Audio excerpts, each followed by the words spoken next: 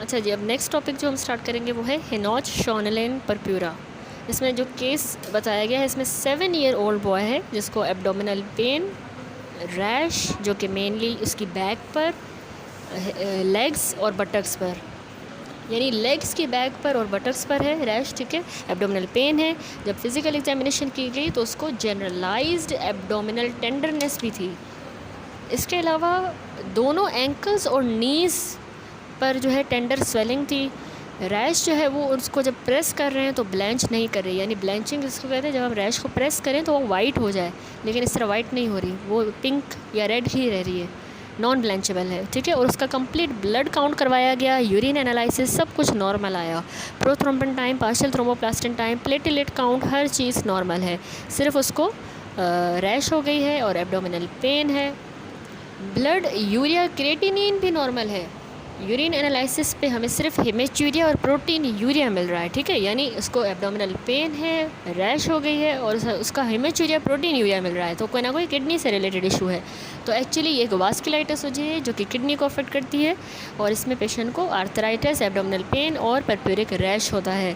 इसको हम कहते हैं हेनॉच शॉनलेन परप्यूरा, ठीक है। हेनॉच शॉनलेन परप्यूरा या anaphylactoid purpura most common small vessel vasculitis है जो कि बच्चों में होती है, ठीक है। वास्कुलाइटिस है, किडनी को इसलिए अफेक्ट कर रही है, इसीलिए प्रोटीन यूरिया हेमेचूरिया हो रहा है।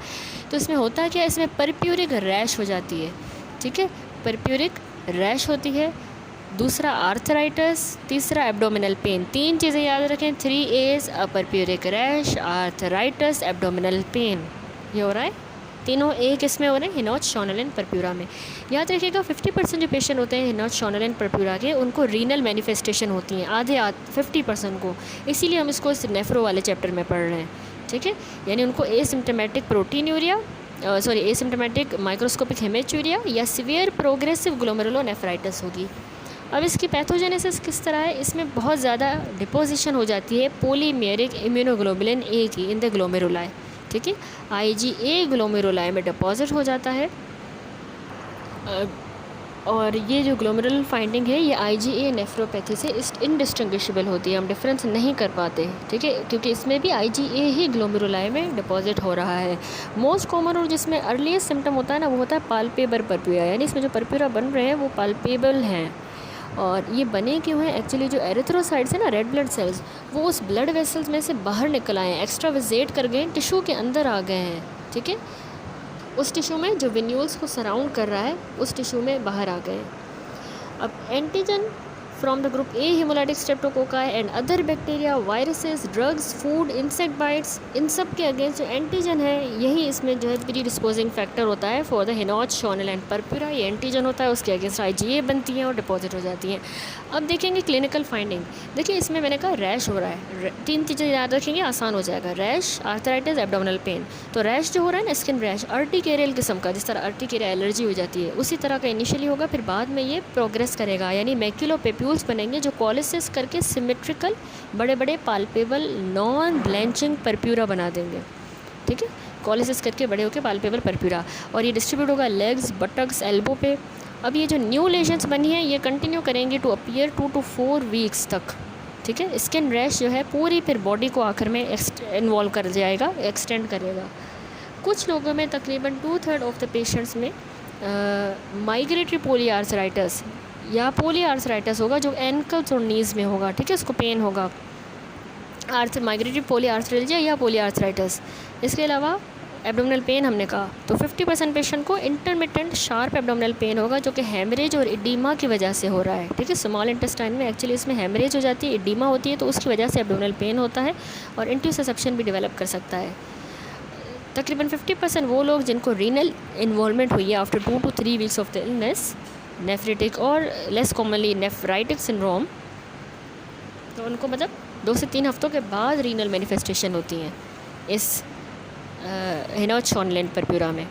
और इसकी वजह क्या है, हाइपरटेंशन मेन कॉम्प्लिकेशन है रीनल इन्वॉल्वमेंट की, ठीक है। रीनल इन्वॉल्वमेंट की वजह से फिर हाइपरटेंशन जैसी कॉम्प्लिकेशन हो जाती है। तो कॉम्प्लिकेशंस भी आपने जहन में रखनी है, जो इसमें हो रही है, एग्ज़ाम में पूछा जा सकता है, पास्ट में भी क्वेश्चन आया है। हाइपरटेंशन और टेस्टिकुलर टॉर्जन भी हो सकता है, न्यूरोलॉजिकल सिम्टम हो सकते हैं, क्योंकि ये स्मॉल वेसल वास्कुलाइटिस है तो उसमें न्यूरोलॉजिकल सिम्टम्स होंगे। तो ये कॉम्प्लिकेशंस हैं। और आखिर में रीनल फेलियर हो जाएगा, प्रोग्रेसिव रीनल फेलियर। अब इसको डायग्नोस कैसे करेंगे? प्लेटलेट काउंट इसमें हमें बिल्कुल नॉर्मल मिलेगा या स्लाइटली एलिवेटेड हो सकता है। बाकी जो इसमें स्क्रीनिंग टेस्ट हैं हीमोस्टेसिस के और प्लेटलेट का फंक्शन, ये सारी चीज़ें नॉर्मल ही आ रही हैं। यूरिन एनालिसिस कराएंगे तो उसमें हमें हेमेचूरिया और समटाइम्स प्रोटीन यूरिया मिलता है। स्टूल में पॉजिटिव होगा फीकल अकर्ड ब्लड, क्योंकि इसमें एब्डोमिनल पेन जो हो रहा है वो हेमरेज और एडिमा की वजह से हो रहा था, तो इसलिए अकर्ड ब्लड मिल सकता है स्टूल में। एंटी स्ट्रेप्टोलाइसिन ओ टाइटर भी एलिवेटेड होगा। थ्रोट स्वैब हम जब करवाएंगे ए बीटा हीमोलाइटिक स्ट्रेप्टोकोकाई के लिए तो वो भी पॉजिटिव मिल सकता है। C3 के लेवल नॉर्मल होंगे। सीरम में IgA एलिवेटेड होगी, क्योंकि IgA ही है जो ग्लोमेरुलाई में डिपॉजिट हुई है। अब इसमें डिफरेंशियल डायग्नोसिस हमारा क्या हो सकता है? इसी तरह की पिक्चर हमें मिलती है मेनिंजोकोक्सीमिया में, रैश ऑफ सेप्टिसीमिया, उसमें जो होता है सेप्टिसीमिया में, उसी तरह की ये रैश है। तो ये भी DD है, ट्रॉमा DD है। बाकी वेस्कुलेटाइट्स जैसे थ्रोम्बोटिक थ्रोम्बोसाइटोपेनिक परप्यूरा, उसमें भी परप्यूरा होते हैं, लेकिन वो पाल्पेबल नहीं होते। यहाँ पर जो परप्यूरा हो रहे हैं ये पाल्पेबल है, ठीक है। तो डिफरेंशियल में हमारा थ्रोम्बोटिक थ्रोम्बोसाइटोपेनिक परप्यूरा हो सकता है। मैनेजमेंट क्या है? एब्डोमिनल पेन, आर्थराइटिस, रैश हो रहा है, मैनेजमेंट में हम सपोर्टिव ट्रीटमेंट ही देंगे। आर्थराइटिस के लिए NSAIDs देंगे, पेन को रिलीव करेगा।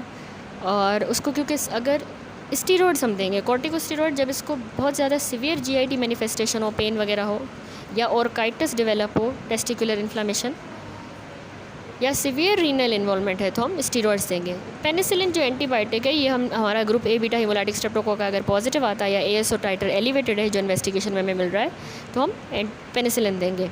माइल्ड अगर हिनोच शॉनलिन परप्यूरा नेफ्राइटिस है तो उसको ट्रीटमेंट की ज़रूरत नहीं होती, वो खुद ही रिजॉल्व हो जाएगा।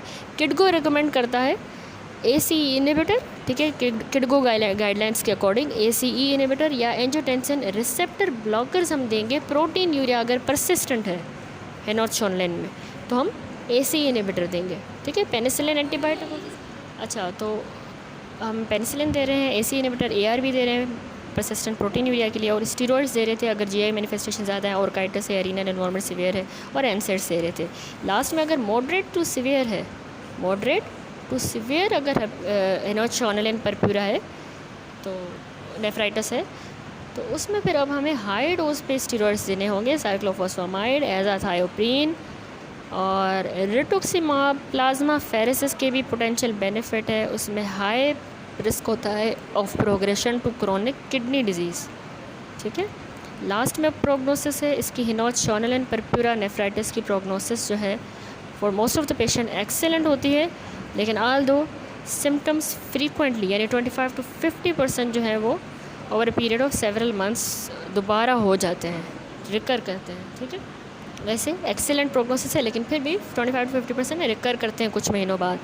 स्पॉन्टेनियसली खुद ही कंप्लीट रिजोल्यूशन हो जाती है इसमें नेफ्राइटिस की मेजॉरिटी ऑफ द पेशेंट में, और साथ में लेकिन माइल्ड आइसोलेटेड हेमेचूरिया उनको होता है या इनसिग्निफिकेंट प्रोटीन यूरिया। आगे जाके प्रोग्रेसिव रीनल फेलियर जो है ना, less than 5% of the patient में होता है with हिनॉच Schonlein purpura, less than 5%। और वैसे भी इसकी ओवरऑल फैटेलिटी बहुत ही थोड़ी है, तकरीबन 3% फैटेलिटी, ठीक है। तो वैसे इसकी ओवरऑल एक्सेलेंट प्रोग्नोसिस है। तो ये हो गया 3A वाला, हिनॉच Schonlein purpura, परप्यूरिक rash, arthritis, abdominal